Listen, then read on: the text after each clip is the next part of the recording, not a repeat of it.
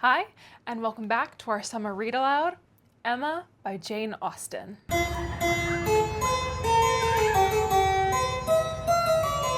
Last week, we met the witty and wonderful, handsome, clever, and rich Emma Woodhouse, as well as her father, Mr. Woodhouse, and Mr. Knightley, their neighbor and family friend.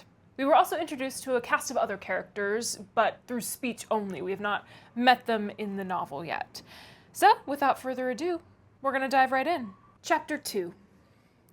Mr. Weston was a native of Highbury, and born of a respectable family, which for the last 2 or 3 generations had been rising into gentility and property. He had received a good education, but, on succeeding early in life to a small independence, had become indisposed for any of the more homely pursuits in which his brothers were engaged, and had satisfied an active, cheerful mind and social temper by entering into the militia of his county, then embodied. And there's a little note that says embodied means formed. Captain Weston was a general favourite, and when the chances of his military life had introduced him to Miss Churchill of a great Yorkshire family, and Miss Churchill fell in love with him, nobody was surprised, except her brother and his wife, who had never seen him, and who were full of pride and importance, which the connection would offend. Miss Churchill, however, being of age, and with the full command of her fortune, though her fortune bore no proportions to the family estate, was not to be dissuaded from the marriage, and it took place, to the infinite mortification of Mr. and Mrs. Churchill, who threw her off with due decorum. It was an unsuitable connection, and did not produce much happiness. Mrs. Weston ought to have found more in it, for she had a husband whose warm heart and sweet temper made him think everything due to her in return for the great goodness of being in love with him. But though she had one sort of spirit, she had not the best. She had resolution enough to pursue her own will in spite of her brother, but not enough to refrain from unreasonable regrets at that brother's unreasonable anger, nor from missing the luxuries of her former home. They lived beyond their income, but still it was nothing in comparison to Enscombe. She did not cease to love her husband, but she wanted at once to be the wife of Captain Weston and Miss Churchill of Enscombe. Captain Weston, who had been considered, especially by the Churchills, as making such an amazing match, was proved to have much the worst of the bargain, for when his wife died after a 3 years' marriage, he was rather a poorer man than at first, and with a child to maintain. From the expense of the child, however, he was soon relieved. The boy had, with the additional softening claim of a lingering illness of his mother's, been the means of a sort of reconciliation, and Mr. and Mrs. Churchill, having no children of their own, nor any other young creature of equal kindred to care for, offered to take the whole charge of the little Frank soon after her decease.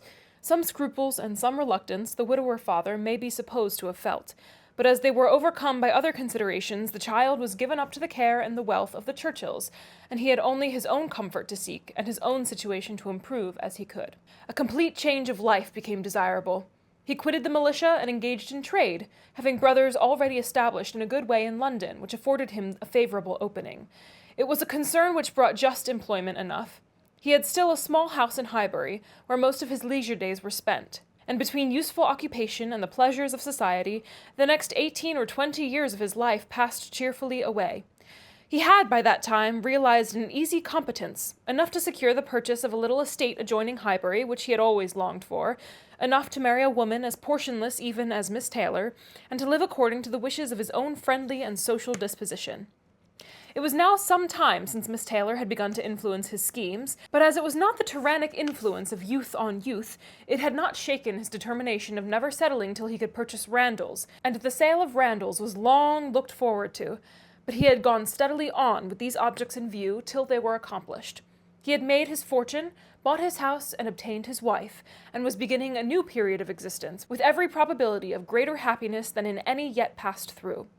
He had never been an unhappy man. His own temper had secured him from that, even in his first marriage, but his second must show him how delightful a well-judging and truly amiable woman could be, and must give him the most pleasant proof of its being a great deal better to choose than to be chosen, to excite gratitude than to feel it. He had only himself to please in his choice. His fortune was his own. For as to Frank, it was more than being tacitly brought up as his uncle's heir. It had become so avowed an adoption as to have him assume the name of Churchill on coming of age. It was most unlikely, therefore, that he should ever want his father's assistance. His father had no apprehension of it. The aunt was a capricious woman, and governed her husband entirely, but it was not in Mr. Weston's nature to imagine that any caprice could be strong enough to affect one so dear, and, as he believed, so deservedly dear.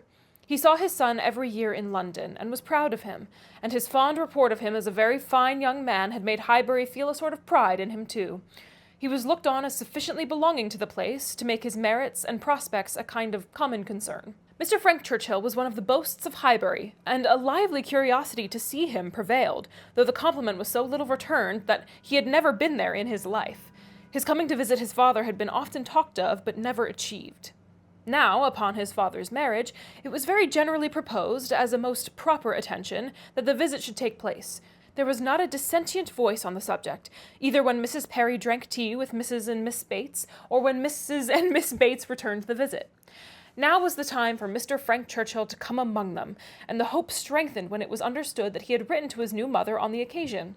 For a few days, every morning visit to Highbury included some mention of the handsome letter Mrs. Weston had received. "I suppose you have heard of the handsome letter Mr. Frank Churchill has written to Mrs. Weston?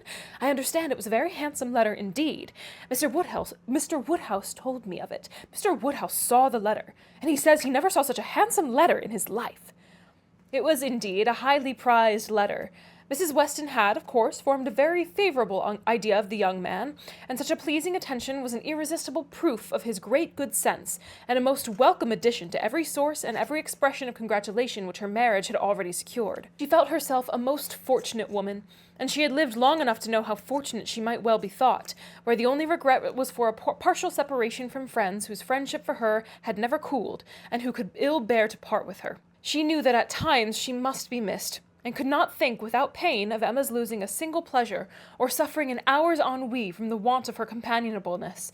But dear Emma was of no feeble character. She was more equal to her situation than most girls would have been, and had sense and energy and spirits that might be hoped would bear her well and happily through its little difficulties and privations. And then there was such comfort in the very easy distance of Randalls from Hartfield, so convenient for even solitary female walking, and in Mr. Weston's disposition and circumstances, which would make the approaching season no hindrance to their spending half the evenings in the week together. Her situation was altogether the subject of hours of gratitude to Mrs. Weston, and of moments only of regret, and her satisfaction, her more than satisfaction, her cheerful enjoyment, was so just and so apparent that Emma, well as she knew her father, was sometimes taken by surprise at his being still able to pity poor Miss Taylor when they left her at Randalls in the centre of every domestic comfort, or saw her go away in the evening attended by her pleasant husband to a carriage of her own. But never did she go without Mr. Woodhouse's giving a gentle sigh and saying, "Ah, poor Miss Taylor,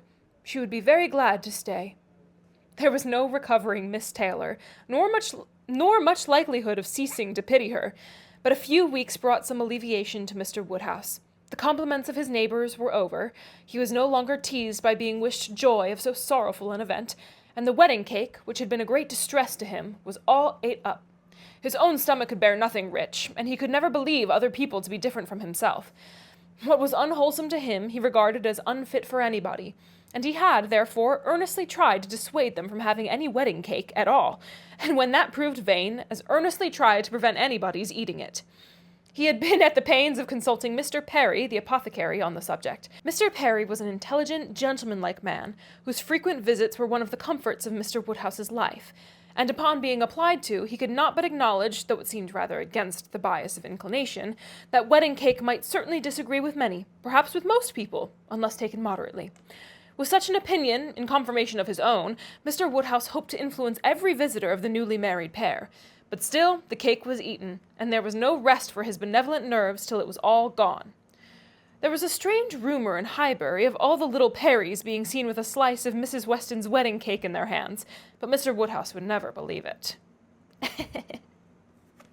And that's Chapter 2. Chapter 3.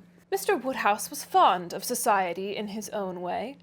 He liked very much to have his friends come and see him, and from various united causes, from his long residence at Hartfield and his good nature, from his fortune, his house, and his daughter, he could command the visits of his own little circle, in a great measure as he liked. He had not much intercourse with any families beyond that circle. His horror of late hours and large dinner parties made him unfit for any acquaintance but such as would visit him on his own terms.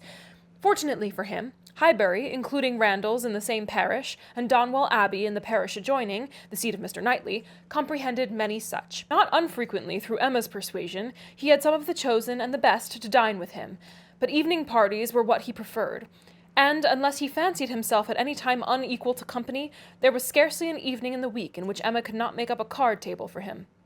Real, long-standing regard brought the Westons and Mr. Knightley, and by Mr. Elton, a young man living alone without liking it, the privilege of exchanging any vacant evening of his own blank solitude for the elegancies and society of Mr. Woodhouse's drawing-room and the smiles of his lovely daughter was in no danger of being thrown away.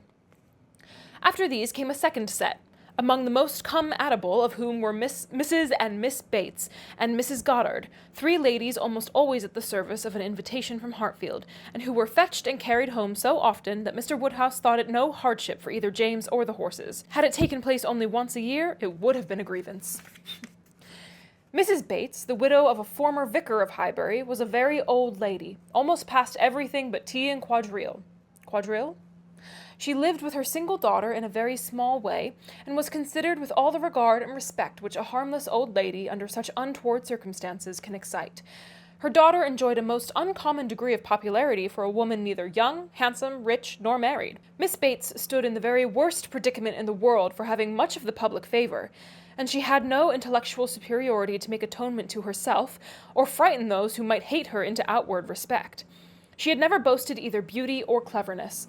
Her youth had passed without distinction, and her middle of life was devoted to the care of a failing mother, and the endeavour to make a small income go as far as possible. And yet she was a happy woman, and a woman whom no one named without goodwill. It was her own universal goodwill and contented temper which worked such wonders. She loved everybody, was interested in everybody's happiness, quick-sighted to everybody's merits, thought herself a most fortunate creature, and surrounded with blessings in such an excellent mother, and so many good neighbours and friends, and a home that wanted for nothing. The simplicity and cheerfulness of her nature, her contented and grateful spirit, were a recommendation to everybody, and a mine of felicity to herself. She was a great talker upon little matters, which exactly suited Mr. Woodhouse, full of trivial communications and harmless gossip. Mrs. Goddard was the mistress of a school, not of a seminary or an establishment or anything which professed, in long sentences of refined nonsense, to combine liberal acquirements with elegant morality upon new principles and new systems, and where young ladies for enormous pay might be screwed out of health and into vanity. And screwed, they say down below, means twisted or turned. Where young ladies for enormous pay might be screwed out of health and into vanity, but a real, honest, old-fashioned boarding school, where a reasonable quantity of accomplishments were sold at a reasonable price, and where girls might be sent to be out of the way and scramble themselves into a little education without any danger of coming back prodigies. Mrs. Goddard's school was in high repute, and very deservedly, for Highbury was reckoned a particularly healthy spot. She had an ample house and garden, gave the children plenty of wholesome food, let them run about a great deal in the summer, and in winter dressed their chilblains with her own hands. It was no wonder that a train of 20 young couples now walked after her to church. She was a plain, motherly kind of woman, who had worked hard in her youth, and now thought herself entitled to the occasional holiday of a tea visit, and having formerly owed much to Mr. Woodhouse's kindness, felt his particular claim on her to leave her neat parlour, hung round with fancy work whenever she could, and win or lose a few sixpences by his fireside. These were the ladies who Emma found herself very frequently able to collect, and happy was she, for her father's sake, in the power, though, as far as she was herself concerned, it was no remedy for the absence of Mrs. Weston. She was delighted to see her father look comfortable, and very much pleased with herself for contriving things so well, but the quiet prosings of 3 such women made her feel that every evening so spent was indeed one of the evenings she had fearfully anticipated. As she sat one morning, looking forward to exactly such a close of the present day, a note was brought from Mrs. Goddard requesting, in most respectful terms, to be allowed to bring Miss Smith with her. A most welcome request, for Miss Smith was a girl of 17, whom Emma knew very well by sight, and had long felt an interest in on account of her beauty. A very gracious invitation was returned, and the evening no longer dreaded by the fair mistress of the mansion. Harriet Smith was the natural daughter of somebody. Somebody had placed her, several years back, at Mrs. Goddard's school, and somebody had lately raised her from the condition of scholar to that of parlour boarder. Oh, and a parlour boarder is a boarding school student living with the principal's family. So I think she's been elevated a little bit at Miss Goddard's school. This was all that was generally known of her history. She had no visible friends but what had been acquired at Highbury, and was just now returned from a long visit in the country to some young ladies who had been at school there with her. She was a very pretty girl, and her beauty happened to be of a sort which Emma particularly admired. She was short, plump, and fair, with a fine bloom, blue eyes, light hair, regular features, and a look of great sweetness, and before the end of the evening Emma was as much pleased with her manners as her person, and quite determined to continue the acquaintance. She was not struck by anything remarkably clever in Miss Smith's conversation, but she found her altogether very engaging, not inconveniently shy, nor unwilling to talk, and yet so far from pushing, showing so proper and becoming a deference, seeming so pleasantly grateful for being admitted to Hartfield, and so artlessly impressed by the appearance of everything in so superior a style to what she had been used to, that she must have good sense and deserved encouragement. Encouragement should be given. Those soft blue eyes and all those natural graces should not be wasted on the inferior society of Highbury and its connections.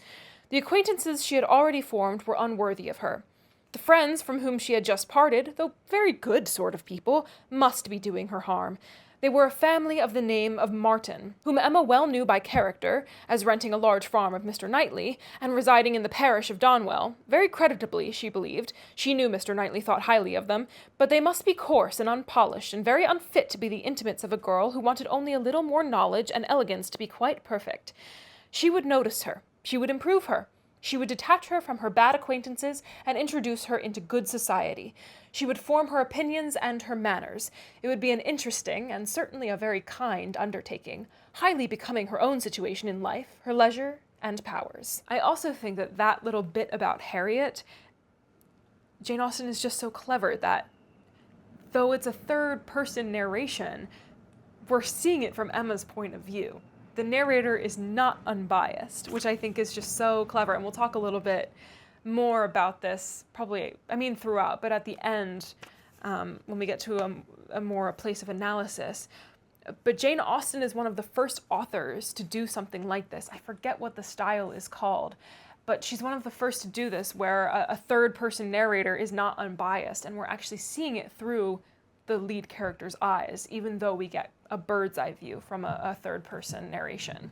She was so busy in admiring those soft blue eyes, in talking and listening and forming all those schemes and the in-betweens, that the evening flew away at a very unusual rate, and the supper table, which always closed such parties, and for which she had been used to sit and watch the due time, was all set out and ready, and moved forwards to the fire before she was aware, with an alacrity beyond the common impulse of a spirit which yet was never indifferent to the credit of doing everything well and attentively, with the real good will of a mind delighted with its own ideas, did she then do all the honours of the meal, and help and recommend the minced chicken and scalloped oysters with an urgency which she knew would be acceptable to the early hours and civil scruples of their guests. Upon such occasions, poor Mr. Woodhouse's feelings were in sad warfare. He loved to have the cloth laid, because it had been the fashion of his youth, but his conviction of suppers being very unwholesome made him rather sorry to see anything put on it, and while his hospitality would have welcomed his visitors to everything, his care for their health made him grieve that they would eat. Such another small basin of thin gruel as his own was all that he could with thorough self-approbation recommend, though he might constrain himself, while the ladies were comfortably clearing the nicer things, to say, "Miss Bates, let me propose your venturing on one of these eggs. An egg boiled very soft is not unwholesome. Cyril understands boiling an egg better than anybody. I would not recommend an egg boiled by anybody else, but you need not be afraid. They are very small, you see. One of our small eggs will not hurt you. Miss Bates, let Emma help you to a little bit of tart, a very little bit. Ours are all apple tarts. You need not be afraid of unwholesome preserves here. I do not advise the custard. Mrs. Goddard, what say you to half a glass of wine? A small half glass, put into a tumbler of water? I do not think it could disagree with you." Emma allowed her father to talk, but supplied her visitors in a much more satisfactory style, and on the present evening had particular pleasure in sending them away happy. The happiness of Miss Smith was quite equal to her intentions. Miss Woodhouse was so great a personage in Highbury that the prospect of the introduction had given as much panic as pleasure, but the humble, grateful little girl went off with highly gratified feelings, delighted with the affability with which Miss Woodhouse had treated her all the evening, and actually shaken hands with her at last. And that's the end of Chapter 3. Chapter 4. Harriet Smith's intimacy at Hartfield was soon a settled thing. Quick and decided in her ways, Emma lost no time in inviting, encouraging, and telling her to come very often, and as their acquaintance increased, so did their satisfaction in each other. As a walking companion, Emma had very early foreseen how useful she might find her. In that respect, Mrs. Weston's loss had been important. Her father never went beyond the shrubbery, where 2 divisions of the ground sufficed him for his long walk, or his short, as the year varied. And since Mrs. Weston's marriage, her exercise had been too much confined. She had ventured once alone to Randalls, but it was not pleasant, and to Harriet Smith, therefore, one whom she could summon at any time to a walk, would be a valuable addition to her privileges. But in every respect, as she saw more of her, she approved her, and was confirmed in all her kind designs. Harriet certainly was not clever, but she had a sweet, docile, grateful disposition, was totally free from conceit, and only desiring to be guided by any one she looked up to. Her early attachment to herself was very amiable, and her inclination for good company, and power of appreciating what was elegant and clever, showed that there was no want of taste, though strength of understanding must not be expected. Altogether, she was quite convinced of Harriet Smith's being exactly the young friend she wanted, exactly the something which her home required. Such a friend as Mrs. Weston was out of the question. 2 such could never be granted. 2 such she did not want. It was quite a different sort of thing, a sentiment distinct and independent. Mrs. Weston was the object of a regard which had its basis in gratitude and esteem. Harriet would be loved as one to whom she could be useful. For Mrs. Weston, there was nothing to be done. For Harriet, everything. Her first attempts at usefulness were in an endeavor to find out who were the parents, but Harriet could not tell. She was ready to tell everything in her power, but on this subject questions were vain. Emma was obliged to fancy what she liked, but she could never believe that in the same situation she should not have discovered the truth. Harriet had no penetration. She had been satisfied to hear and believe just what Mrs. Goddard chose to tell her, and looked no further. Mrs. Goddard and the teachers, and the girls, and the affairs of the school in general, formed naturally a great part of the conversation. And but for her acquaintance with the Martins of Abbey Mill Farm, it must have been the whole. But the Martins occupied her thoughts a good deal. She had spent 2 very happy months with them, and now loved to talk of the pleasures of her visit, and describe the many comforts and wonders of the place. Emma encouraged her talkativeness, amused by such a picture of another set of beings, and enjoying the youthful simplicity which could speak with so much exultation of Mrs. Martin's having 2 parlours, 2 very good parlours indeed, one of them quite as large as Mrs. Goddard's drawing-room, and of her having an upper maid who had lived 25 years with her, and of their having 8 cows, 2 of them Alderneys, and one a little Welch cow, a very pretty little Welch cow indeed, and of Mrs. Martin's saying, as she was so fond of it, it should be called her cow, and of their having a very handsome summer-house in their garden, where some day next year they were all to drink tea, a very handsome summer-house, large enough to hold 12 people. For some time she was amused, without thinking beyond the immediate cause, but as she came to understand the family better, other feelings arose. She had taken up a wrong idea, fancying it was a mother and daughter, a son and son's wife, who all lived together. But when it appeared that the Mr. Martin, who bore a part in the narrative, and was always mentioned with approbation for his great good nature in doing something or other, was a single man, that there was no young Mrs. Martin, no wife in the case, she did suspect danger to her poor little friend from all this hospitality and kindness, and that, if she were not taken care of, she might be required to sink herself forever. With this inspiring notion, her questions increased in number and meaning, and she particularly led Harriet to talk more of Mr. Martin, and there was evidently no dislike to it. Harriet was very ready to speak of the share he had had in their moonlight walks and merry evening games, and dwelt a good deal upon his being so very good-humoured and obliging. He had gone 3 miles round one day in order to bring her some walnuts, because she had said how fond she was of them, and in everything else he was so very obliging. He had his shepherd's son into the parlour one night on purpose to sing to her. She was very fond of singing. He could sing a little himself. She believed he was very clever, and understood everything. He had a very fine flock, and while she was with them, he had been bid more for his wool than anybody in the country. She believed everybody spoke well of him. His mother and sisters were very fond of him. Mrs. Martin had told her one day, and there was a blush as she said it, that it was impossible for anybody to be a better son, and therefore she was sure, whenever he married, he would make a good husband. Not that she wanted him to marry, she was in no hurry at all. Well done, Mrs. Martin, thought Emma. You know what you are about. And when she had come away, Mrs. Martin was so very kind as to send Mrs. Goddard a beautiful goose, the finest goose Mrs. Goddard had ever seen.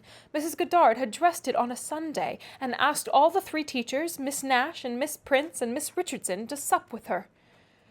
Mr. Martin, I suppose, is not a man of information beyond the line of his own business. He does not read. Oh, yes, that is— no, I do not know, but I believe he has read a good deal, but not what you would think anything of.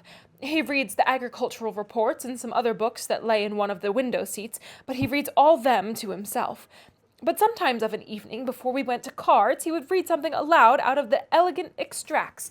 Very entertaining. And I know he has read The Vicar of Wakefield. He never read The Romance of the Forest, nor The Children of the Abbey. He had never heard of such books before I mentioned them, but he is determined to get them now as soon as he can. The next question was, what sort of looking man is Mr. Martin? Oh, not handsome, not at all handsome. I thought him very plain at first, but I do not think him so plain now. One does not, after a time. But did you never see him? He is in Highbury every now and then, and he is sure to ride through every week on his way to Kingston. He has passed you very often. Oh, and there's a little note that says Elegant Extracts, which is a popular anthology. The Romance of the Forest was published in 1791 by Anne Radcliffe, and The Children of the Abbey was published in 1798 by Regina Maria Roche. They were fashionable Gothic and sentimental novels, indicating Harriet's taste. He has passed you very often. That may be, and I may have seen him 50 times, but without having any idea of his name. A young farmer, whether on horseback or on foot, is the very last sort of person to raise my curiosity. The yeomanry are precisely the order of people with whom I feel I can have nothing to do. A degree or 2 lower, and a creditable appearance might interest me. I might hope to be useful to their families in some way or other. But a farmer can need none of my help, and is therefore, in one sense, as much above my notice as in every other he is below it. Oh, to be sure. Oh, yes, it is not likely you should ever have observed him, but he knows you very well indeed. I mean by sight. I have no doubt of his being a very respectable young man. I know indeed that he is so, and as such wish him well. What do you imagine his age to be? He was 24, the 8th of last June, and my birthday is the 23rd, just a fortnight and a day's difference, which is very odd. Only 24. That is too young to settle. His mother is perfectly right not to be in a hurry. They seem very comfortable as they are, and if she were to take any pains to marry him, she would probably repent it. 6 years hence, if he could meet with such a sort of young woman in the same rank as his own, with a little money, it might be very desirable. 6 years hence! Dear Miss Woodhouse, he would be 30 years old. Well, and that is as early as most men can afford to marry who are not born to an independence. Mr. Martin, I imagine, has his fortune entirely to make, cannot be at all beforehand with the world. Whatever money he might come into when his father died, whatever his share of the family property, it is, I dare say, all afloat, all employed in his stock, and so forth. And though with diligence and good luck he may be rich in time, it is next to impossible that he should have realized anything yet. To be sure, it is so, but they live very comfortably. They have no indoors man, else they would not want for anything, and Mrs. Martin talks of taking a boy another year. I wish you may not get into a scrape, Harriet, whenever he does marry. I mean as to being acquainted with his wife. For though his sisters, from a superior education, are not to be altogether objected to, it does not follow that he might marry anybody at all fit for you to notice. The misfortune of your birth ought to make you particularly careful as to your associates. There can be no doubt of your being a gentleman's daughter, and you must support your claim to that station by everything within your own power, or there will be plenty of people who would take pleasure in degrading you. Yes, to be sure, I suppose there are. But while I visit you at Hartfield, and you are so kind to me, Miss Woodhouse, I am not afraid of what anybody can do. You understand the force of influence pretty well, Harriet, but I would have you so firmly established in good society as to be independent even of Hartfield and Miss Woodhouse. I want to see you permanently well connected, and to that end it will be advisable to have as few odd acquaintances as may be. And, therefore, I say that if you should still be in this country when Mr. Martin marries, I wish you may not be drawn in by your intimacy with the sisters to be acquainted with the wife, who will probably be some mere farmer's daughter without education. To be sure. Yes, not that I think Mr. Martin would ever marry anybody but what had had some education and been very well brought up. However, I do not mean to set my opinion against yours, and I am sure I shall not wish for the acquaintance of his wife. I shall always have a great regard for the Miss Martins, especially Elizabeth, and should be very sorry to give them up, for they are quite as well educated as me. But if he marries a very ignorant, vulgar woman, certainly I had better not visit her if I can help it." Emma watched her through the fluctuations of this speech, and saw no alarming symptoms of love. The young man had been the first admirer, but she trusted there was no other hold, and that there would be no serious difficulty on Harriet's side to oppose any friendly arrangement of her own. They met Mr. Martin the very next day, as they were walking on the Donwell road. He was on foot, and after looking very respectfully at her, looked with most unfeigned satisfaction at her companion. Emma was not sorry to have such an opportunity of survey, and walking a few yards forward while they talked together, soon made her quick eye sufficiently acquainted with Mr. Robert Martin. His appearance was very neat, and he looked like a sensible young man, but his person had no other advantage, and when he came to be contrasted with other gentlemen, she thought he must lose all the ground he had gained in Harriet's inclination. Harriet was not insensible of manner. She had voluntarily noticed her father's gentleness with admiration as well as wonder. Mr. Martin looked as if he did not know what manner was. They remained but a few minutes together, as Miss Woodhouse must not be kept waiting, and Harriet then came running to her with a smiling face, and in a flutter of spirits, which Miss Woodhouse hoped very soon to compose. "Only think of our happening to meet him! How very odd! It was quite a chance, he said, that he had not gone round by Randalls. He did not think we ever walked this road. He thought we walked towards Randalls most days. He has not been able to get the romance of the forest yet. He was so busy the last time he was at Kingston that he quite forgot it, but he goes again tomorrow. So very odd that we should happen to meet. Well, Miss Woodhouse, is he like what you expected? What do you think of him? Do you think him so very plain?" "He is very plain, undoubtedly, remarkably plain, but that is nothing compared with his entire want of gentility. I had no right to expect much, and I did not expect much, but I had no idea that he could be so very clownish, so totally without air. I had imagined him, I confess, a degree or two nearer gentility." "To be sure," said Harriet in a mortified voice, "he is not so genteel as a real gentleman." "I think, Harriet, since your acquaintance with us, you have been repeatedly in the company of some such very real gentlemen, that you must yourself be struck with the difference in Mr. Martin. At Hartfield you have had very good specimens of well-educated, well-bred men. I should be surprised if, after seeing them, you could be in company with Mr. Martin again without perceiving him to be a very inferior creature, and rather wondering at yourself for ever having thought of him agreeable before. Do you not begin to feel that now? Were not you struck? I am sure you must have been struck by his awkward look and abrupt manner, and the uncouthness of a voice which I heard to be wholly unmodulated as I stood here. Certainly he is not like Mr. Knightley. He has not such a fine air and way of walking as Mr. Knightley. I see the difference plain enough. But Mr. Knightley is so very fine a man. Mr. Knightley's air is so remarkably good that it is not fair to compare Mr. Martin with him. You might not see 1 in 100 with gentlemen so plainly written in as Mr. Knightley. But he is not the only gentleman you have been lately used to. What say you to Mr. Weston and Mr. Elton? Compare Mr. Martin with either of them. Compare their manner of carrying themselves, of walking, of speaking, of being silent. You must see the difference." "Oh, yes, there is a great difference. But Mr. Weston is almost an old man. Mr. Weston must be between 40 and 50, which makes his good manners the more valuable. The older a person grows, Harriet, the more important it is that their manners should not be bad. The more glaring and disgusting any loudness or coarseness or awkwardness becomes. What is passable in youth is detestable in later age. Mr. Martin is now awkward and abrupt. What will he be at Mr. Weston's time of life?" "There is no saying, indeed," replied Harriet, rather solemnly. "But there may be pretty good guessing. He will be a completely gross, vulgar farmer, totally inattentive to appearances, and thinking of nothing but profit and loss." "Will he indeed? That will be very bad." "How much his business engrosses him already is very plain from the circumstance of his forgetting to inquire for the book you recommended. He was a great deal too full of the market to think of anything else, which is just as it should be for a thriving man. What has he to do with books? And I have no doubt that he will thrive, and be a very rich man in time, and his being illiterate and coarse need not disturb us." "I wonder he did not remember the book," was all Harriet's answer, and spoken with a degree of grave displeasure which Emma thought might be safely left to itself. She, therefore, said no more for some time.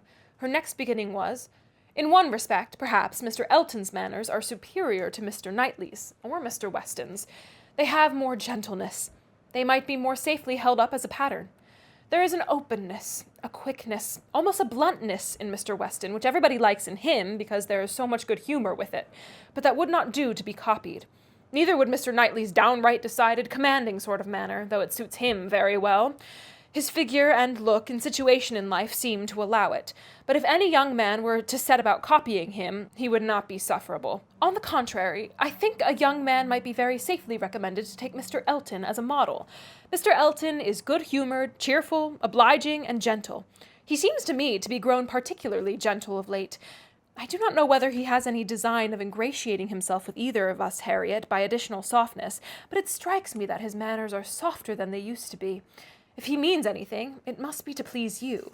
Did I not tell you what he said of you the other day?" She then repeated some warm personal praise which she had drawn from Mr. Elton, and now did full justice to, and Harriet blushed and smiled, and said she had always thought Mr. Elton very agreeable. Mr. Elton was the very person fixed on by Emma for driving the young farmer out of Harriet's head. She thought it would be an excellent match, and only too palpably desirable, natural, and probable, for her to have much merit in planning it. She feared it was what everybody else must think of and predict. It was not likely, however, that anybody should have equalled her in the date of the plan, as it had entered her brain during the very first evening of Harriet's coming to Hartfield. The longer she considered it, the greater was her sense of its expediency. Mr. Elton's situation was most suitable, quite the gentleman himself, and without low connections. At the same time, not of any family that could fairly object to the doubtful birth of Harriet. He had a comfortable home for her, and Emma imagined a very sufficient income, for though the vicarage of Highbury was not large, he was known to have some independent property, and she thought very highly of him as a good-mannered, well-meaning, respectable young man, without any deficiency of useful understanding or knowledge of the world. She had already satisfied herself that he thought Harriet a beautiful girl, which she trusted, with such frequent meetings at Hartfield, was foundation enough on his side, and on Harriet's there could be little doubt that the idea of being preferred by him would have all the usual weight and efficacy. And he was really a very pleasing young man, a young man whom any woman not fastidious might like. He was reckoned very handsome, his person much admired in general, though not by her, there being a want of elegance of feature which she could not dispense with. But the girl who could be gratified by a Robert Martin's riding about the country to get walnuts for her might very well be conquered by Mr. Elton's admiration. And that is the end of chapter 4. All right, so we have met and spent some time with Miss Smith, Harriet Smith, one of the other main characters of the book. We have also been introduced to Miss and Mrs. Bates, Mrs. Goddard, Robert Martin, the young Miss Martins, as well as Mr. Elton. We haven't spoken with these people, but we know quite a deal about almost all of them. And I think that Jane Austen's descriptions of them are so thorough and so charming, and we get quite a good idea of what Emma, via the narrator, thinks of them. And like I mentioned earlier, I want you, throughout the novel, to notice how the narration is really through the mind, lens, and opinions of Emma Woodhouse. Even though we're not hearing directly from her brain, the narrator is clearly influenced by her perspective and is from her perspective and worldview. So I want you to keep an eye on that and the bias that brings, and maybe certain blindnesses or, like I said, biases that we might be getting even from this third-person narrative, and see how it shapes your opinions of each character. And are you able to form an independent opinion, or do you think that's kind of impossible because we're seeing everything through Emma's eyes and opinions? Anyway, I would love to hear what you think. Jane Austen does take a second to kind of get into in terms of the sentence structure. It is very complex sentences. I feel like every book we've been reading on this channel has complex sentence structures and a more complex, elevated style. Real fun for a read aloud, real challenging. So I hope you're enjoying so far, and we'll continue next week with Emma.